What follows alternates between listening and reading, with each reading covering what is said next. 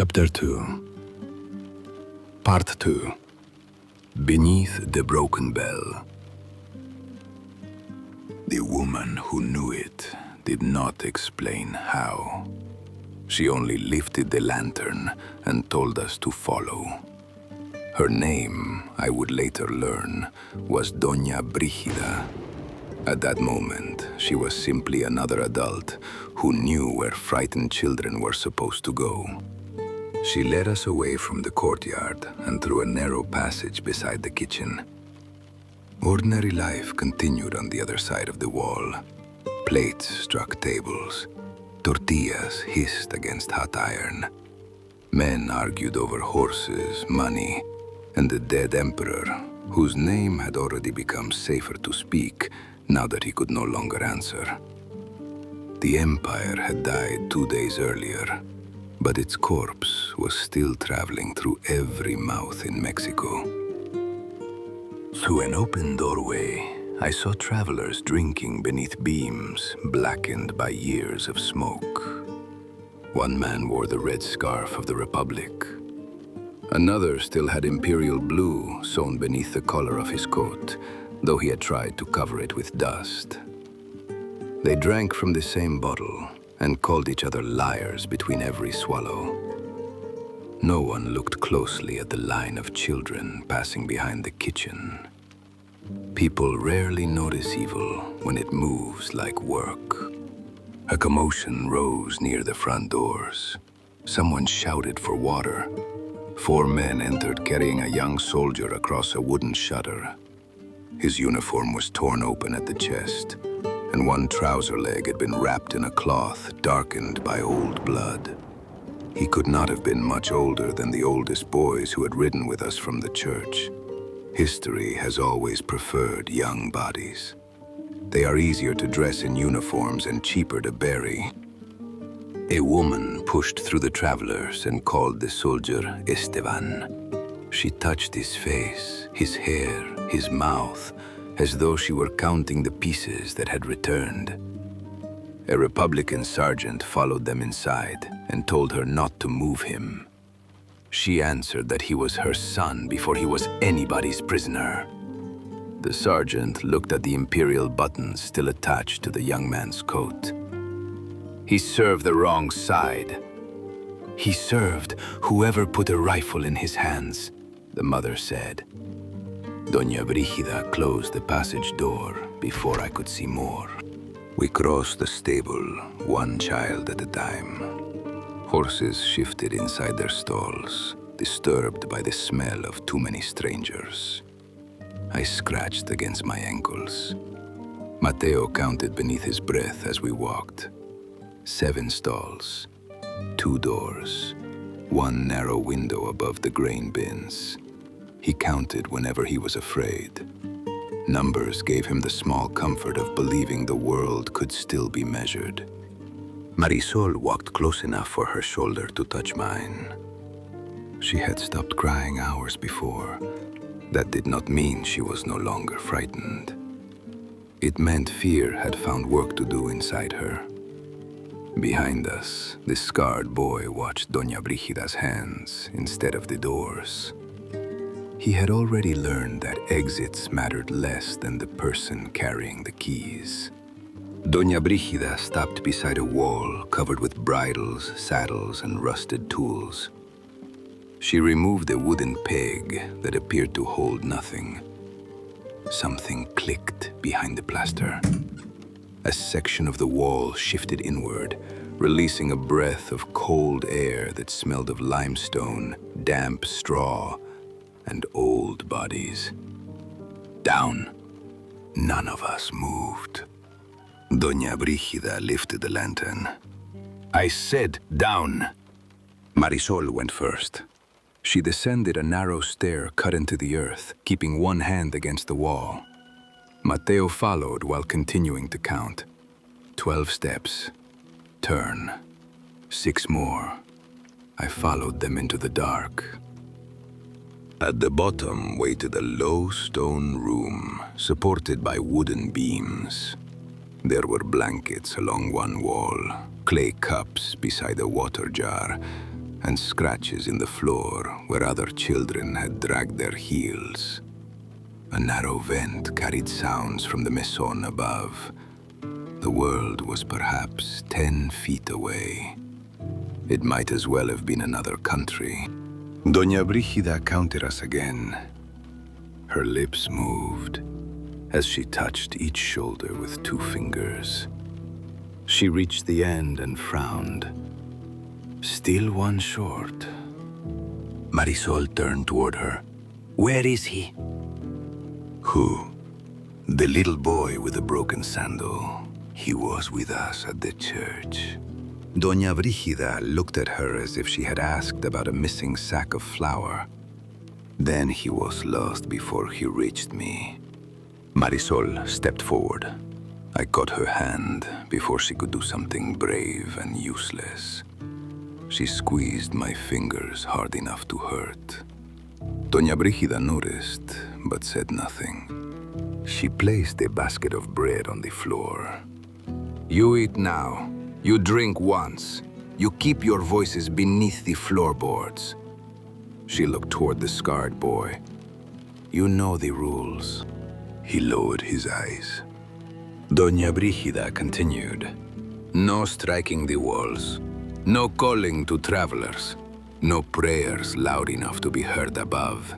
Anyone who causes trouble will travel tied." "We are already prisoners," Marisol said. Doña Brígida studied her. "Prisoners are kept because someone wants them punished. You are being kept because someone wants you delivered." She pushed the basket toward us with her foot. "That difference is the reason you are still breathing." She began climbing the steps. I looked beyond her toward the opening in the stable wall. The golden-eyed man remained above, standing beneath the stable roof. Afternoon light cut across the floor and stopped just before his boots. He did not cross it. For 1 moment, his eyes found mine from the other side of the brightness. Then Doña Brígida pulled the wall closed. Darkness did not fall completely. The lantern remained with us, hanging from an iron hook. Its weak flame made the room feel smaller, because it showed us exactly where the walls were. For a while, none of us touched the food. Mateo walked the edges of the room. He pressed his ear against each wall, tapped the stones, then returned to the stairs. "1 door," he whispered.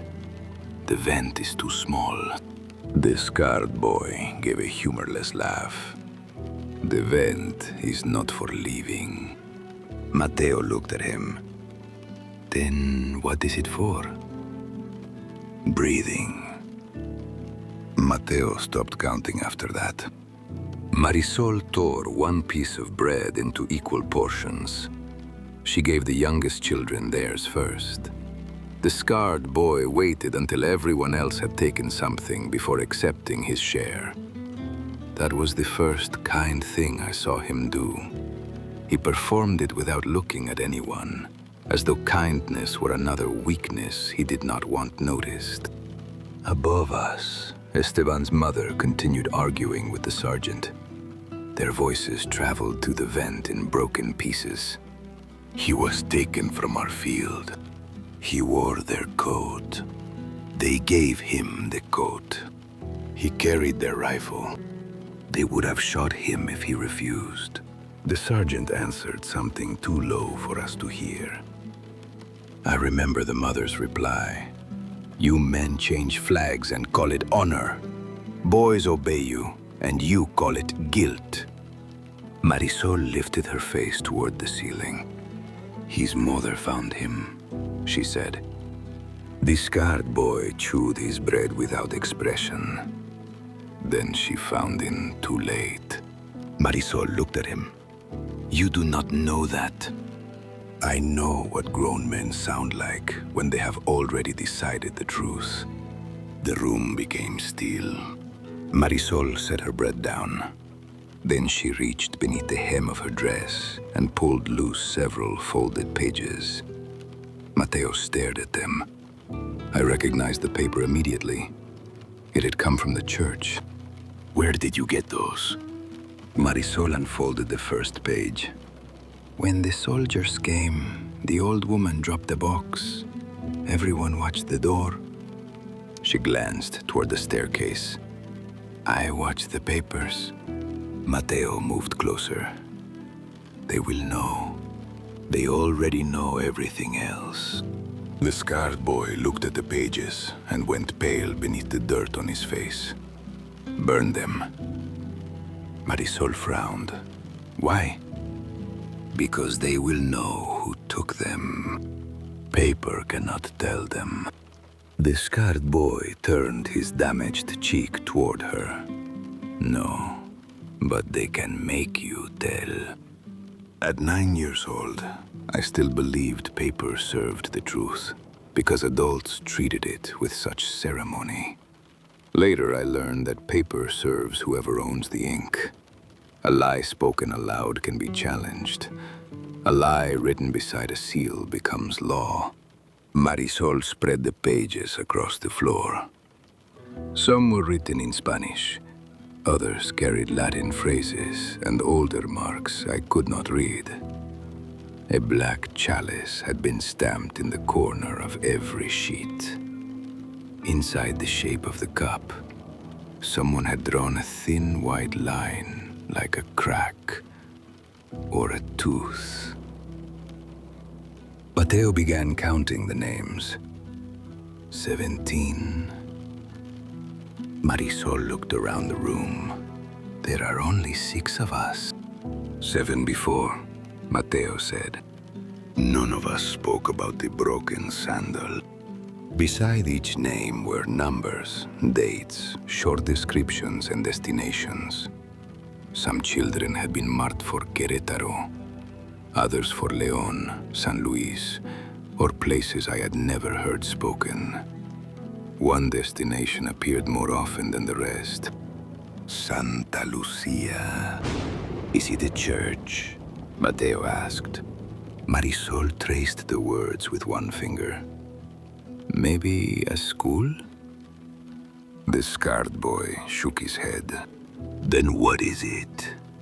The place after this one. That tells us nothing. It is all anyone told me before they took my brother there. Marisol stopped moving. I looked at him. Your brother? The scarred boy stared at the floor. He stopped being my brother when they wrote another word beside his name. What word? Useful. He would say no more. I searched the pages for my family name. Ballesteros. My father had taught me to recognize it before he taught me many other words. He said a man should know his own name, even if every church bell in Mexico were ringing too loudly for others to hear it. I found it on the 3rd page. Luciano Ballesteros. The letters looked ordinary. That frightened me more than if they had been written in blood. My age was beside them. The location of our hacienda. My father's name. My mother's name. I touched hers first. For one instant, the room was gone. I heard her whispering inside the hidden chamber, while smoke entered beneath the door. No hagas ruido. Do not make a sound. I pulled my hand away. Marisol watched me. What is it? I pointed to the date written above my name. Mateo leaned closer. What does it say? My mouth had become dry. That was 3 days before the fire. No one moved. Marisol looked from the page to me. Maybe it is another Luciano.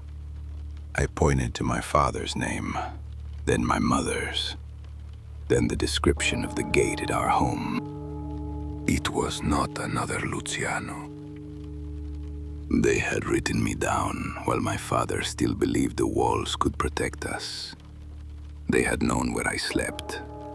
They had known who would be inside the house. They had not discovered me after the fire. The fire had come after the decision. Mateo pointed to a word beside my name. Can you read that?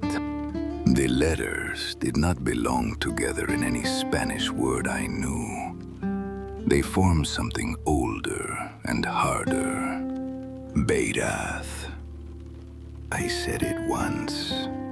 The scarred boy's head rose sharply. Marisol looked at him. You know it. I heard it at Santa Lucia. What does it mean? Do not say it again. What does it mean? He stared at me instead of answering. It means they will not let you disappear. Marisol turned over another page. A sentence had been written beneath my name in formal handwriting, too careful and complicated for me to understand. I recognized only a few words. Alive, recovered, delivered. Children know when a sentence concerns them, even when they cannot read it. Footsteps crossed the stable above. Mateo gathered the pages. Marisol pushed them beneath a blanket. The scarred boy caught one small torn corner before it disappeared and closed it inside his fist. I saw him do it. I said nothing. The wall opened. Doña Brígida stood on the stairs without the basket. Her eyes moved from our faces to the blanket, then to the black ink staining Marisol's fingers. She descended slowly. Give them to me. Marisol stood in front of the blanket. There is nothing. Doña Brígida almost smiled. Children lie as though adults invented nothing before them. She reached for Marisol. Marisol slapped her hand away. Doña Brígida struck her across the face. Marisol fell against me. I moved toward the woman before I understood what I intended to do. The scarred boy grabbed the back of my shirt. No. Doña Brígida pulled a leather strap from her waist. I warned you. And now I am warning you. The voice came from the top of the stairs. Doña Brígida froze. The golden-eyed man descended without hurry. The light from the stable no longer touched the entrance. Evening had finally shifted far enough across the courtyard to permit him below. His wounded hand was bare and perfectly unmarked. He noticed me staring at it. Still proud of yourself? Yes. Good. Doña Brígida lowered the strap. The girl stole records from the church. The golden-eyed man looked at Marisol's reddening cheek. Then the church should learn to guard its records. Those papers are not meant for them. Neither are the bruises. You object now? His golden eyes settled on her. I object to damage without purpose. There it was. Not mercy. Ownership wearing the coat of restraint. Doña Brígida retrieved the pages from beneath the blanket and handed them to him. He unfolded them carefully. His eyes passed over every line without surprise. When he reached my name, he stopped. Luciano. I did not answer. Come here. No. One corner of his mouth moved. You continue to confuse refusal with escape. And you continue to think asking makes it my choice. His expression changed, not into kindness, but interest. Come here anyway. I stepped forward because Marisol was hurt, because Doña Brígida still held the strap, and because children often obey for reasons adults later describe incorrectly. They call it submission when it is sometimes calculation. The golden-eyed man lowered the page so I could see it. Read. I read my name. More. I read my age, my father's name, the date. His finger stopped beside the unfamiliar word. And that? Veyrath. Doña Brígida crossed herself. The golden-eyed man noticed. Interesting. What does it mean? He studied me for a moment. It is a word older than the men currently using it. That is not an answer. It is the answer you have earned tonight. Then read the rest. Marisol looked at me. Doña Brígida shifted her weight. The scarred boy opened his fist, just enough to make certain the stolen scrap remained there. The golden-eyed man looked down at the sentence. When he spoke, his voice lost its amusement. The dead child is to be recovered, alive. The room held its breath. Dead child? That is how they have classified you. I am not a dead. No. I am Luciano Ballesteros. His eyes remained on mine. Yes. It was the first time since the church that an adult had spoken my full name without turning it into a command. That small respect made him more dangerous, not less. Recovered from where? Your home. I was not lost. They did not believe you belonged there. It was my house. A house is only yours while stronger people agree. Then they burned it because they were stronger. He did not answer immediately. Above us, Esteban cried out in pain. His mother called for a doctor. The sergeant ordered everyone aside. Boots crossed the floorboards directly over our heads. I pointed at the date. They wrote this before the fire. Yes. Marisol stared at him. Then they planned it.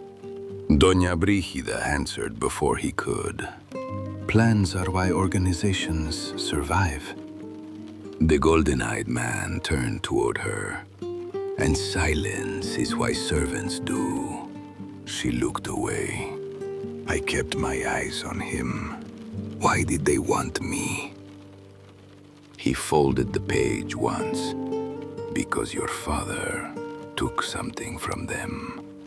My father was not a thief. No.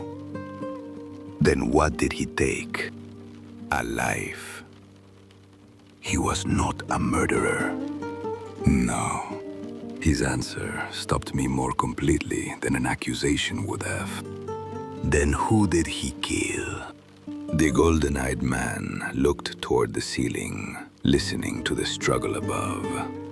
Esteban's mother had begun praying. The sergeant told her prayer would not change what uniform her son had worn. The golden-eyed man looked back at me. Not who. I waited. What? Marisol drew a breath. Mateo backed toward the wall. The scarred boy closed his eyes, as though he had heard the answer a breath before. What did he kill? Something that belonged to them. That tells me nothing. It tells you why the fire was not an accident. My hands began to shake. I saw my father kneeling before me inside the study. Listen to your mother. I felt his kiss against my forehead. I heard the hidden door closing. One gunshot. A pause. 3 more. Was it a man? The golden-eyed man held my stare. No. Above us, Esteban stopped crying out. His mother did not. The Republican sergeant began dictating a statement. Esteban Ruiz, Imperio combatant, possible deserter, deceased before questioning. The mother struck the table hard enough for us to hear it below. His name was Esteban Ruiz before you made him Imperial. The sergeant told her to control herself. He had a name before all of you gave him another one. No one in the room beneath the stable moved. I looked down at the page. Luciano Ballesteros. Veyrath. Death child.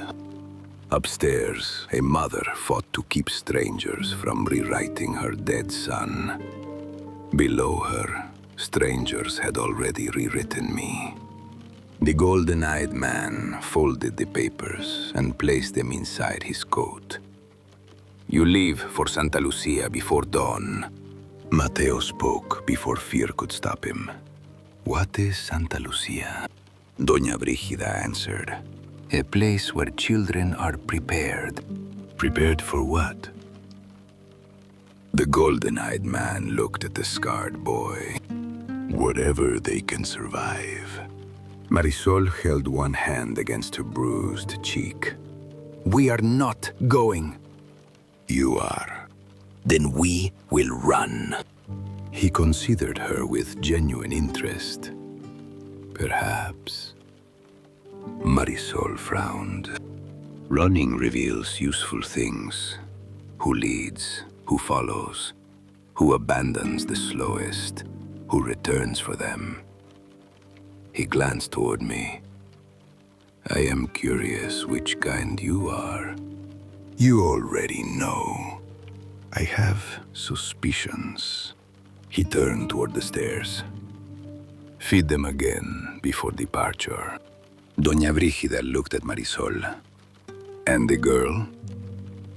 He glanced back. The girl learned that records matter.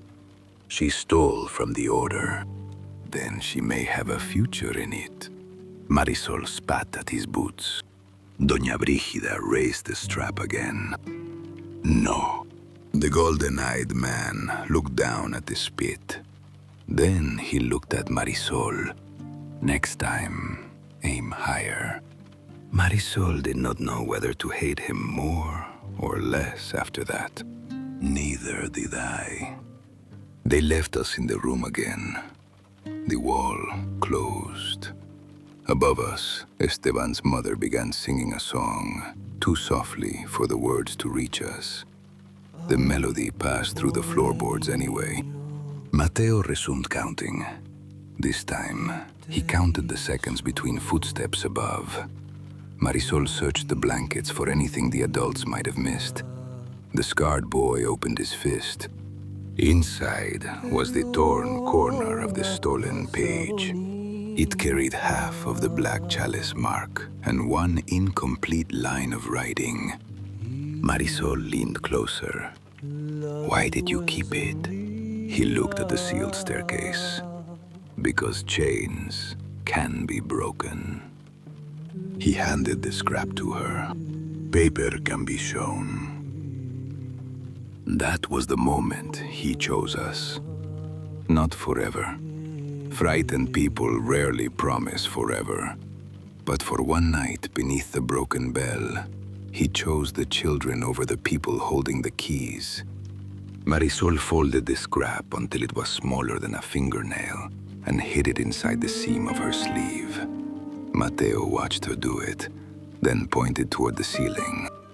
The stable door opens every 40 breaths. How do you know? Horses are being moved. Marisol looked toward the staircase. Before dawn?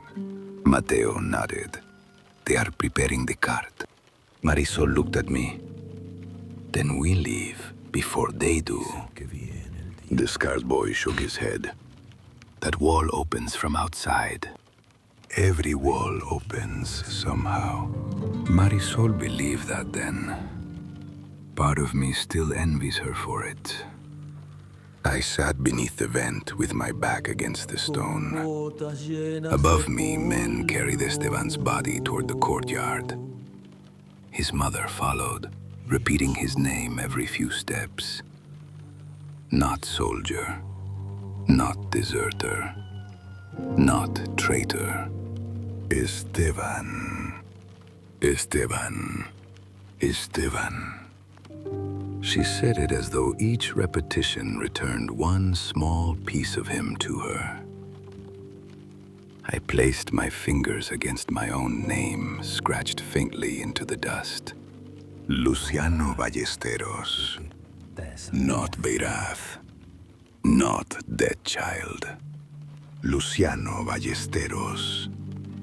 I repeated it silently until the letters became stronger than the word written beside them.